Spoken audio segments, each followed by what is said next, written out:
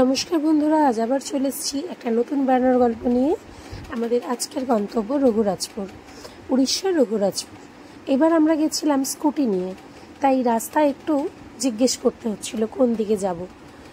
রাস্তায় এই ভদ্রলোকের সাথে দেখা হয়ে গেছিল, ওনাকে জিজ্ঞেস করাতে উনি বললেন রঘুরাজপুর আমার নিজের গ্রাম। তো বাকি রাস্তাটা ওনার সাথেই চলে এলাম। রঘুরাজপুর একটা শখানেক বাড়ির গ্রাম, যেখানে প্রত্যেকটি বাড়ির প্রত্যেকটি সদস্যই শিল্পী, এবং গ্রামের শুরুতেই আছে গ্রামের প্রতিষ্ঠাতা বিখ্যাত ওড়িশি ডান্সার পণ্ডিত কেলুচরণ মহাপাত্র এবং আপনার কি বিখ্যাত আর্টিস্ট জগন্নাথ মহাপাত্র, যাদের অনুপ্রেরণায় এই গ্রামের শিল্পীরা আজও তাদের জীবিকা নির্বাহ করে চলেছেন।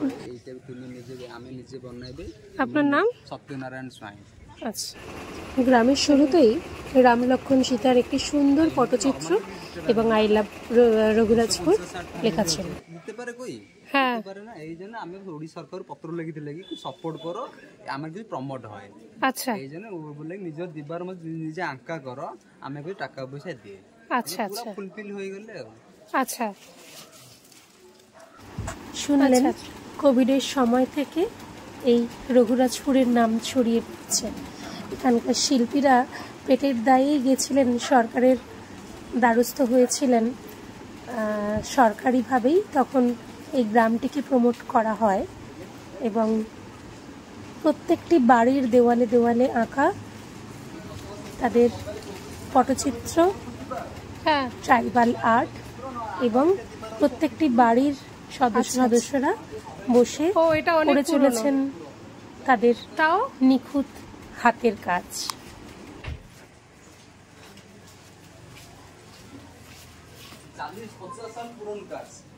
40 বছর। আচ্ছা, এটা পুরনো, এটা নতুন। ও,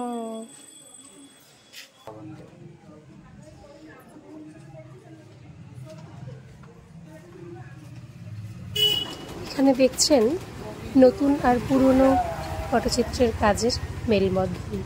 উপরের কাজগুলি প্রায় 40 বছর পুরনো, আর নিচের দিকের কাজগুলি কোভিডের সময় আমরা গেছিলাম ওনার বাড়ির ভিতরে, ওনাদের প্রমোট করার কারণে নতুন করে শিল্পকর্মের কিছু নিদর্শন দেখতে। যদিও এইবার আমরা কিছু কিনতে পারিনি। ওনারা কোথায় কোথায় অল ইন্ডিয়া এবং ইন্ডিয়ার বাইরেও ওনারা কুরিয়ার করে থাকেন। আমরা পরে নেব এই ভেবে আমরা এই সময় আর কিছু কিনতে পারিনি, শুধু চোখ ভরে দেখে এসেছি। কেমন আর্টটা হয় এইটা আমি তোমাকে দেখাইব, ভিডিওটা তুমি নিজে করবে। না না না না, চারকোল। এই যতগুলো কলর না, পাথার কলর আর শঙ্কর ধড়া আর কাজলটা আছে লণ্ঠন চারকোলর কাজলটা সবাই অর্গানিক। এই জন্য তো গ্রামার ঘুরিবার জন্য আসে সিঙ্গাপুর প্রেসিডেন্ট আর নির্মলা সীতারামন, জয়শঙ্কর জি, এরকম বিবিএ লোক আসে।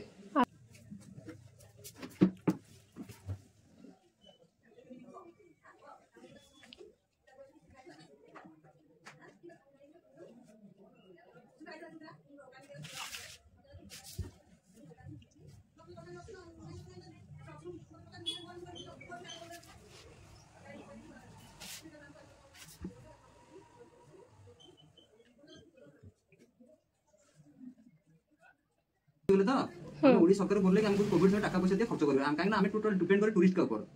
টুরিস্ট না আসলে কিরকম খানা পিনা করে, টুরিস্ট আসে কেনাকাটা করে, তাই তো আমরা সেল হবে, তাই তো আমি খানা পিনা করে না। এই জন্য এই বললে কি একটা কাজ করো, তোমার নিজের দিবা তো ফাঁকা আছে, নিজের দিবার মধ্যে নিজে আঁকা করো, আমি আপনাকে টাকা পয়সা দিই। এই জন্য যতগুলো ফ্যামিলি আর্টিস্ট সবাই নিজে দিয়ে আঁকা করলে। তোমাদের এখানে মোটামুটি কতগুলো ফ্যামিলি আছে? 150-60 ফ্যামিলি। जैसे कि उसको किरकम प्रोसेसिंग है ना, पत्ता को नहीं ऐसे नीम का पत्ता हल्दी पर दे पानी में गरम करे, ताई तो कीड़ा खाबे ना। उसका बाद धागा लगा सिलाई करे, काजটা শুরু করে। আচ্ছা, মানে এটা সেলাইয়ের কাজ হয় তালপাতায়? তালপাতা को सिलाई करे, তারপরে खुदाई खुदाई করে কাজ হয়। যেরকম कि पहले पेपर पेन नहीं था, इसी के जरिए से हम उसको बनाया। ओ,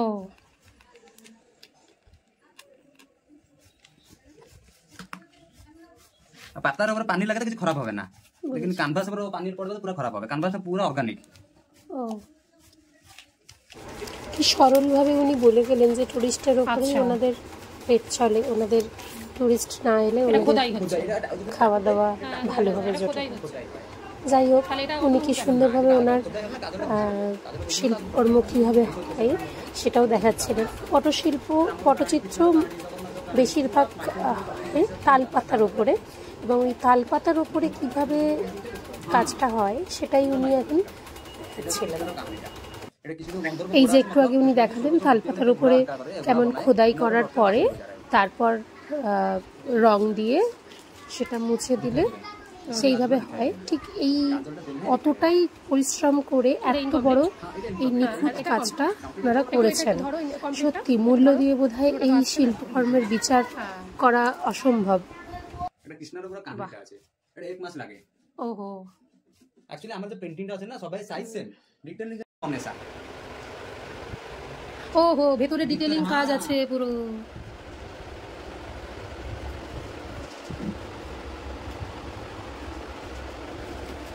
এটা দেখো, এইটা একই সাইজ, এইটা 21 সাইজ, এইটা আছে 18 দিনের কাজ। আচ্ছা, এটা 18 দিন, এইটা 1 মাস।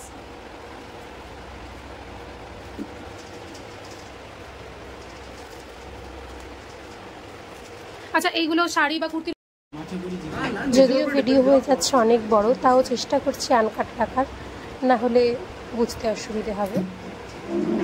দেখলে তালপাতার উপরে কি নিখুঁতভাবে কাজ করে করে এই কাজগুলো কমপ্লিট করতে হয়, এবং প্রত্যেকটা কাজ এক একটা কাজ করতে কোনোটা 1 মাস, কোনোটা 2 মাস এরকম সময় লাগে। তো যদি কারো নেওয়ার ইচ্ছে থাকে আমি ওনার নাম্বার দিয়ে দেবো স্ক্রিনে, ডেসক্রিপশানে, তোমরা যোগাযোগ করে নিতে পারো। তোমরা তো শুনলেই ওনাদের পর্যটকের উপরেই ওনাদের রুজি রুটি। যাই হোক, এই যে আরেকজন ওনার স্বভাব সিদ্ধ কাজ করতে ইন্সপায়ার হয়ে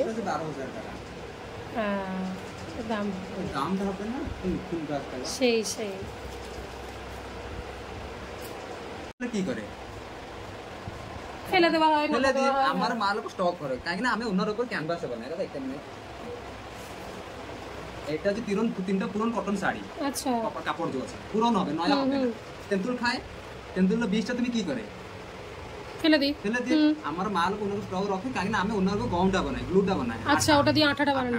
আর ওনার উপর লাগে চক পাউডার। আঠাটা কিরকম হয় না, উনি কিছু তেঁতুলের বীজটা হয় না, বীজ নিচে রাখলে আমরা প্রেসিং করতে ফাটি যায়। পানি গরম করে এই বাউল লিগে পানির মধ্যে ফাটো তেঁতুলের বীজটা ডালিতে ক্ষীরের প্রসেস মধ্যে বয়লিং করে আঠা হয়ে যাবে। সন্ধ্যা সময় ইভিনিং টাইমে আঠা বানাবে, সকালবেলা হয়ে যাবে না, 7টার উপর চলে যাবে। আঠা শাড়িটা লেগে 1 ক্লাস শাড়ি লাগবে, আঠা লাগবে, फिर से और 1 क्लास শাড়ি লাগবে, আঠা লাগবে, তাহলে শাড়ি লাগার ছড়ি দেয়। যেটা তুমি ধূপ করে 3টা লেয়ার জয়েন্ট হয়। আচ্ছা, জয়েন্ট হলে আমি একটা दिन छोड़ दे, शाम को उसको निकालना पड़े, তাই তো নাই তো হার্ড হবে না। কি গেল মানে निकाल देबे, एक दिन काम कंप्लीट हो गए। सेकंड दिन की करे ना, दोनों साइड में स्टील ग्लास में क्लीनिंग करे, যেরকম কি আঠা না লাগে। তা উপর যে মার্কেট নিতে চকপাউডার পানি ভিজা রাখি দিয়ে দোনো সাইডে দিয়ে দো টাইপের পথর আসবে, পুরো প্রেসিং করে গিয়েছে তো হয়ে গেল ক্যানভাস। ওটা দিয়ে ওই হোয়াইট চকড়া দিয়ে দিলে, চকড়া দিয়ে দিলা পরে এই যে পথর নাই, আচ্ছা পথরের উপরে ঘিসতে পারে। আচ্ছা, ক্যানভাস পুরো শক্ত হয়ে গেল, পুরো হার্ড হয়ে গেল। আচ্ছা, হয়ে গেল আমাদের ক্যানভাস। আর তার উপরে না আমি সবাই পাথর গুলো ইউজ করে। শুনলে তোমরা কি সুন্দরভাবে বুঝিয়ে দিলেন যে এই আর্টগুলো কোনো পেপারের উপর না, কিভাবে শাড়ি, পুরনো শাড়ি রেখে সেগুলোকে একসাথে চিটিয়ে তারপর কিভাবে ওনারা এটাকে রেডি করেন, তারপরে তার উপরে আঁকা হয়। সাদা কালারটা আছে না, সমুদ্র শঙ্খর ধরা, sea shell white, zinc oxide, sea shell সমুদ্র সিটি যাবে, জিঙ্ক অক্সাইড না না ও সি সেল পাউডার। হ্যাঁ, সি সেল পাউডার মানে তোমরা এর উপর কি ডিস্টেম্পার কিংবা প্রাইমার দিয়ে করো না? সি সেল পাউডার আর তেঁতুল বিচি আঠা আর বহুত ভিজাও बहुत पानी हां हां कौन जाना बहुत हां भिजाइबे, हां भिजाइबो और तेंतुल बिचरो, तेंतुल হচ্ছে ক্যানভাস বিচরা পাউডার, हां ওটা ফুলেই এটা হচ্ছে। আর এটা সেলফ পাউডার ব্যবহার করো। হ্যাঁ, তো গন্ধ পরিমাটি করো না না না, সেলফ পাউডার ইউজ গন্ধ আছে না, কলর জন্য ইউজ করে। আর যে তেंतुल আছে ক্যানভাস জন্য ইউজ করে। তেंतुल हां, তেंतुल ক্যানভাস আর গন্ধ হচ্ছে তোমার কলর জন্য ইউজ করে। এই সব জন্য কামটা ভগবান টপিক বানায়।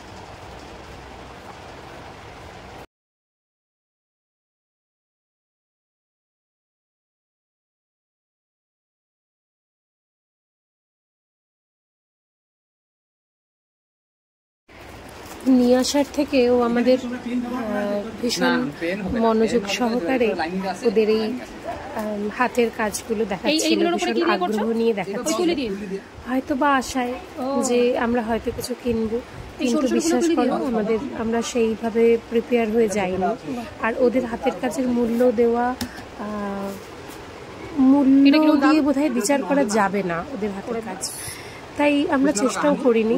কারণ আমাদের কাছে সেই মুহূর্তে এইগুলো কেনার মতন সামর্থ্য ছিল না, তাই আমরা কিনতে পারিনি। ও হয়তো অনেক আশা নিয়ে আমাদের দেখাচ্ছিল, তবে আমরা কথা দিয়ে এসেছি যে আমরা নিশ্চয়ই কিছু না কিছু নেব ওর থেকে।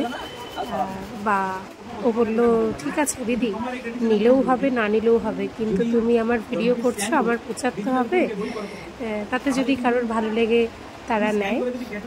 তো ভীষণ আশা নিয়ে ও আমাদের এই জিনিসগুলো দেখাচ্ছিল, আমিও ভিডিও করে নিয়ে এসেছি তাই জন্য।